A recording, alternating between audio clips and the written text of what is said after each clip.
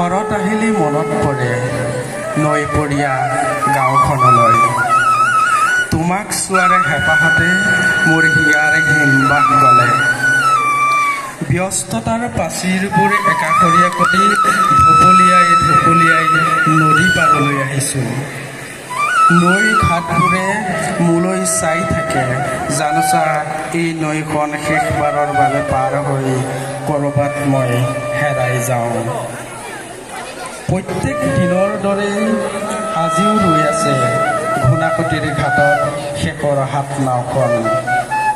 নাওখনৰ আগপিনটো গৰাত ঘঁহা খাই খাই পচি গৈছে, তথাপিও এইখন নাৱৰী অজস্ৰ সপোন হুমুনিয়া আৰু হাহাকাৰ পাৰাপাৰ।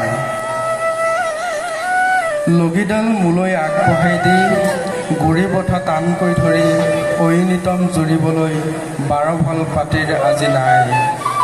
অবাইচ মাত এটা দি নাওখন ঠেলা মাৰি দিবলৈ মাইনো মিলিও নাই।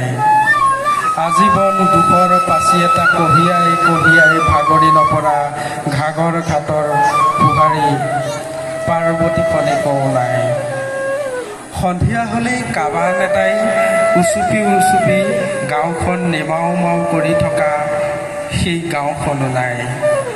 শৰতৰ সন্ধিয়াবোৰ বাঁহীৰ সুৰেৰে উপচাই দিয়া বগামেলিৰ বাঁহীটোৱে শৰত আহিলেই এতিয়া উচুপি উচুপি কান্দে। ঝাওবনৰ তলৰ পৰা চুচুক চামাককৈ ওলাই আহি বনঘোঁৰা দুটাই কৰুণ সুৰেৰে মোক ক'লে, এই বছৰো উমাই থকা পোৱালি দুটাৰ সৈতে সোৱণশিৰিত জাহ গ'ল তাহাঁতৰ সপোনৰ বাঁহ। অদূৰৰ পৰা ৰাউচিজুৰি ডাউক পোৱালিকেইটাই আপত্তি দিছে মোক, কিদৰে নিষ্ঠুৰ চিকা দিয়ে সিহঁতক ভোক সামৰাৰ গান শুনাই শুনাই লোহাৰ পিঞ্জৰাত ভৰাই তাহাঁতৰ ভৰসা লৈ গ'ল।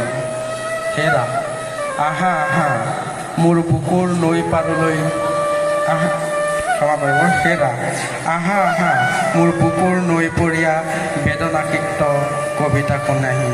হেৰা আহা আহা মোৰ বুকুৰ নৈপৰীয়া বেদনাসিক্ত কবিতা শুনাহি। ধন্যবাদ।